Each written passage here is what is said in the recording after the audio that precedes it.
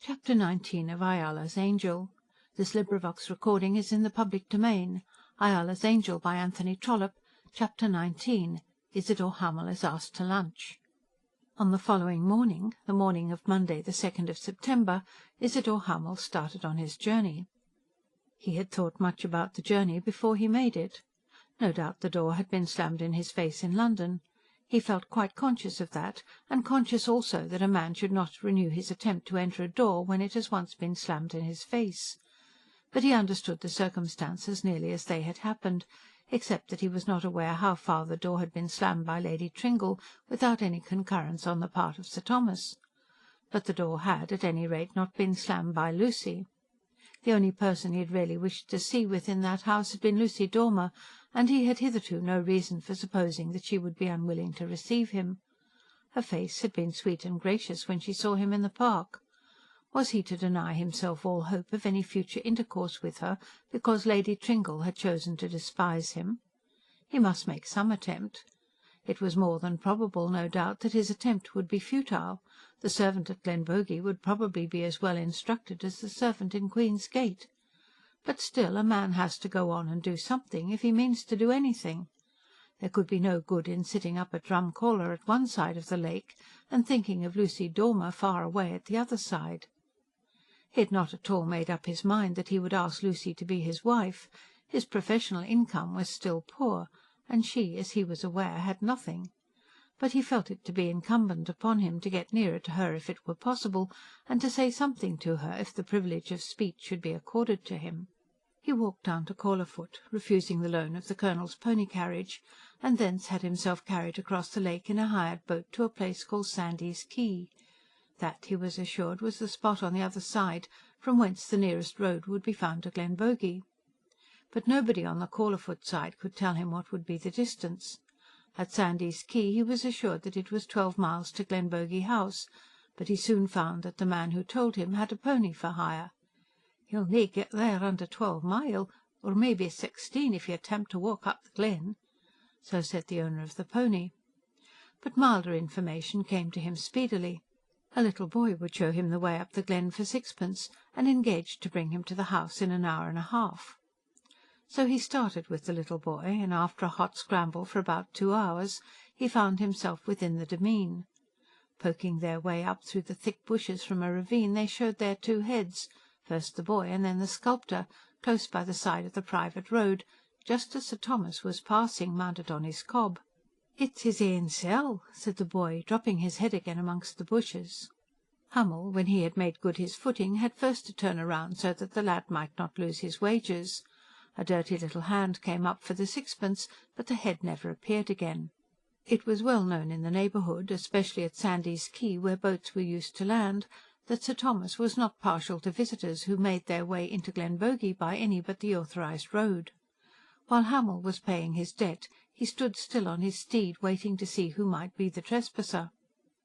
"That's not a high road," said Sir Thomas as the young man approached him.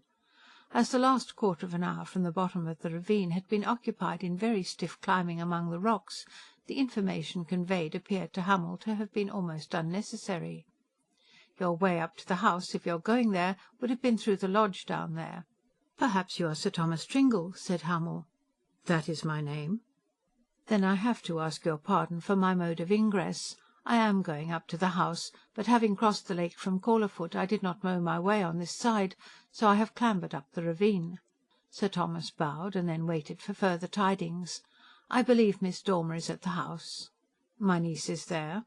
"My name is Hamel, Isadore Hamel. I am a sculptor, and used to be acquainted with her father. I have had great kindness from the whole family, and I was going to call upon her. If you do not object, I will go on to the house." Sir Thomas sat upon his horse, speechless for a minute. He had to consider whether he did object or not. He was well aware that his wife objected, aware also that he had declined to coincide with his wife's objection when it had been pressed upon him. Why should not his niece have the advantage of a lover, if a proper sort of a lover came in her way? As to the father's morals or the son's birth, those matters to Sir Thomas were nothing. The young man, he was told, was good at making busts. Would anyone buy the busts when they were made? That was the question. His wife would certainly be prejudiced, would think it necessary to reject for Lucy any suitor she would reject for her own girls. And then, as Sir Thomas felt, she had not shown great judgment in selecting suitors for her own girls. "Oh, Mr. Hamel, are you?" he said at last. "Isadore Hamel." "You called at Queen's Gate once, not long ago?" "I did," said Hamel, "but saw no one." "No, you didn't, I heard that. Well, you can go on to the house if you like, but you'd better ask for Lady Tringle. After coming over from Caulafoot you'll want some lunch. Stop a moment, I don't mind if I ride back with you." And so the two started toward the house, and Hamel listened while Sir Thomas expatiated on the beauties of Glenbogey. They had passed through one gate and were approaching another, when away among the trees there was a young lady seen walking alone. "There is Miss Dormer," said Hamel. "I suppose I may join her?" Sir Thomas could not quite make up his mind whether the meeting was to be allowed or not, but he could not bring himself at the spur of the moment to refuse his sanction. So Hamel made his way across to Lucy, while Sir Thomas rode on alone to the house. Lucy had seen her uncle on the cob, and being accustomed to see him on the cob, knew of course who he was. She had also seen another man with him, but not in the least expecting that Hamel was in these parts, had never dreamt that he was her uncle's companion. It was not until Hamel was near to her that she understood that the man was coming to join herself, and then, when she did recognise the man, she was lost in amazement. "You hardly expected to see me here," said he. "Indeed, no." "Nor did I expect that I should find you in this way." "My uncle knows it's you?" asked Lucy. "Oh, yes. I met him as I came up from the ravine, and he's asked me to go on to the house to lunch." Then there was silence for a few moments as they walked on together. "I hope you do not think that I am persecuting you in making my way over here." "Oh, no, not persecuting." Lucy, when she heard the sound of what she herself had said, was angry with herself, feeling that she had almost declared him guilty of some wrongdoing in having come thither. "Of course I'm glad to see you," she added, "for Papa's sake, but I'm afraid—" "Afraid of what, Miss Dormer?" She looked him full in the face as she answered him, collecting her courage to make the declaration which seemed to be necessary. "My Aunt Emmeline does not want you to come." "Why should she not want me?" "That I cannot tell. Perhaps if I did know I should not tell. But it is so. You called at Queen's Gate, and I know that you were not admitted, though I was at home. Of course Aunt Emmeline has a right to choose who shall come. It's not as though I had a house of my own." "But Sir Thomas asked me in." "Then you had better go in. After what Aunt Emmeline said, I do not think that you ought to remain with me." "Your uncle knows I'm with you," said Hamel. Then they walked on toward the house together, in silence for a while. "Do you mean to say," he continued, "that because your aunt objects you are never to see me again?" "I hope I shall see you again. You were Papa's friend, and I should be so very sorry not to see you again." "I suppose," he said slowly, "I can never be more than your Papa's friend?" "You're mine also." "I would be more than that." Then he paused, as if waiting for a reply, but she of course had none to make. "I would be so much more than that, Lucy." Still she had no answer to give him. But there comes a time when no answer is as excellent eloquence as any words that can be spoken. Hamel, who had probably not thought much of this, was nevertheless at once informed by his instincts that it was so. "Oh, Lucy," he said, "if you can love me, say so." "Mr. Hamel," she whispered. "Lucy." "Mr. Hamel, I told you about Aunt Emmeline. She will not allow it. I ought not to have let you speak to me like this while I am staying here." "But your uncle knows I'm with you." "My aunt does not know. We must go to the house. She expressly desired that I would not speak to you." "And will you obey her always?" "No, not always. I did not say that I should obey her always. Some day, perhaps, I shall do as I think fit myself." "And then you will speak to me?" "Then I will speak to you," she said. "And love me?"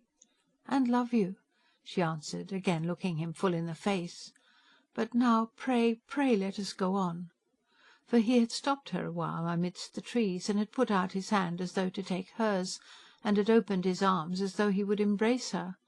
But she passed on quickly, and hardly answered his further questions, until they found themselves together in the hall of the house. Then they met Lady Tringle, who was just passing into the room where the lunch was laid, and following her were Augusta, Gertrude and the Honourable Septimus Traffic. For though Frank Houston had found himself compelled to go at the day named, the Honourable Septimus had contrived to squeeze out another week. Augusta was still not without hope that the paternal hospitality of Glenbogey might be prolonged until dear Mole Park should once again open her portals.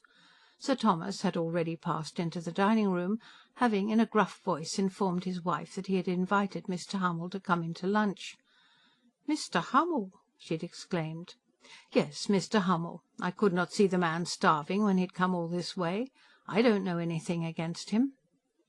Then he had turned away and had gone into the dining-room, and was now standing with his back to the empty fireplace, determined to take Mr. Hummel's part if any want of courtesy were shown to him.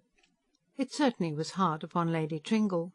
She frowned and was going to walk on without any acknowledgment, when Lucy timidly went through a form of introduction. "Aunt Emmeline, this is Mr. Hummel. Uncle Tom met him somewhere in the grounds and has asked him to come to luncheon." Then Lady Tringle curtsied and made a bow.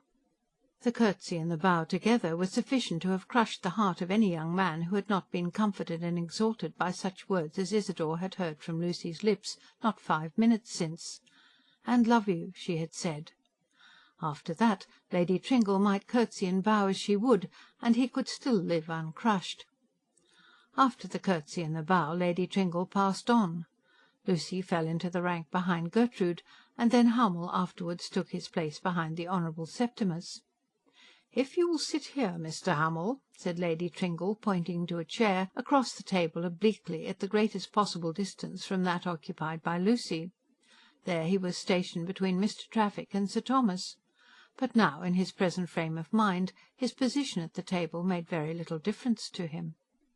The lunch was eaten in grim silence.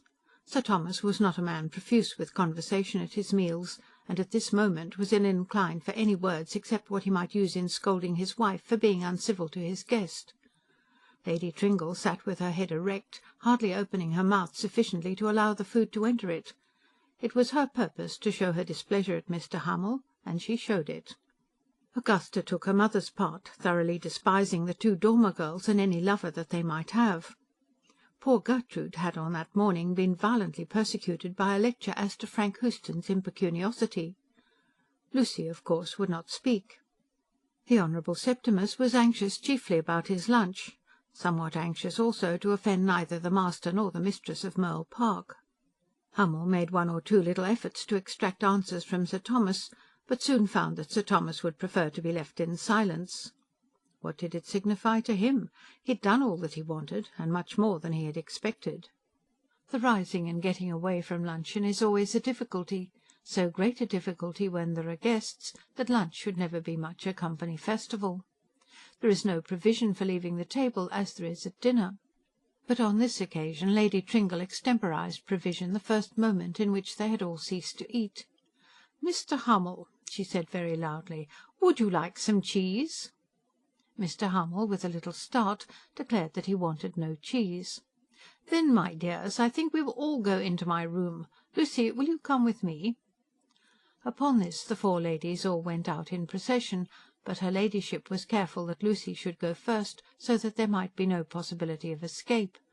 Augusta and Gertrude followed her. The minds of all the four were somewhat perturbed, but among the four Lucy's heart was by far the lightest. "Are you staying over with Stubbs at that cottage?" asked the Honourable Septimus. "A very queer fellow is Stubbs." "A very good fellow," said Hummel. "I dare say. He hasn't got any shooting?" "I think not." "Not ahead. Glentower wouldn't let an acre of shooting over there for any money." This was the Earl of Glentower, to whom belonged an enormous tract of country on the other side of the lake. "What on earth does he do with himself stuck up on the top of those rocks?" "He does shoot sometimes, I believe, when Lord Glentower is there." "That's a poor kind of fun, waiting to be asked for a day," said the Honourable Septimus, who rarely waited for anything till he was asked. "Does he get any fishing?" "He catches a few trout sometimes in the tarns above, but I fancy that Stubbs isn't much devoted to shooting and fishing." "And what the devil does he do with himself in such a country as this?" Hummel shrugged his shoulders, not caring to say that what with walking, what with reading and writing, his friend could be as happy as the day was long in such a place as Drumcalla. "Is he a Liberal?" "A what?" asked Hamel. "Oh, a Liberal. Upon my word, I don't know what he is. He's chiefly given to poetry, tobacco, and military matters." Then the Honourable Septimus turned up his nose in disgust, and ceased his cross examination as to the character and pursuits of Colonel Jonathan Stubbs. "Sir Thomas, I am very much obliged to you for your kindness," said Hummel, getting up suddenly. "As it's a long way over to Drumcalla, I think I'll make a start. I know my way down the glen, and should be sure to miss it by any other route. Perhaps you'll let me go back as I came?" Sir Thomas offered him the loan of a horse, but this was refused, and Hummel started on his return journey across the lake. When he had gone a few steps from the portal, he turned to look at the house, which contained one whom he now regarded as belonging exclusively to himself. Perhaps he thought that he might catch some final view of Lucy, or, not quite thinking it, fancied that some such chance might at least be possible. But he saw nothing but the uninteresting facade of the grand mansion. Lucy was employed quite otherwise. She was listening to a lecture in which her aunt was describing to her how very badly Mr. Hummel had behaved in obtruding himself on the shades of Glenbogey. The lecture was somewhat long, as Aunt Emmeline found it necessary to repeat all the arguments which she had before used as to the miscreant's birth, as to his want of adequate means, and as to the general iniquities of the miscreant's father. All this she repeated more than once, with an energy that was quite unusual to her. The flood of her eloquence was so great that Lucy found no moment for an interposing word until all these evils had been denunciated twice and thrice. But then she spoke. "Aunt Emmeline," she said, "I am engaged to Mr. Hummel now." "What?" "He has asked me to be his wife, and I have promised." "And that after all that I have said to you?" "Aunt Emmeline, I told you that I should not drop him. I did not bid him come here. Uncle Tom brought him. When I saw him, I would have avoided him if I could. I told him he ought not to be here, because you did not wish it. And then he answered that my uncle knew that he was with me. Of course, when he told me that he loved me, I could not make him any other answer." Then Aunt Emmeline expressed the magnitude of her indignation simply by silence, and Lucy was left to think of her lover in solitude. "And how have you fared on your day's journey?" said the Colonel, when Hummel found him still seated on the platform with a book in his hand. "Much better than I thought. Sir Thomas gave me luncheon." "And the young lady?" "The young lady was gracious also, but I am afraid that I cannot carry my praises of the family at Glenbogey any further. The three Tringle ladies looked at me as I was sitting at table, as though I certainly had no business in their august society." Chapter 19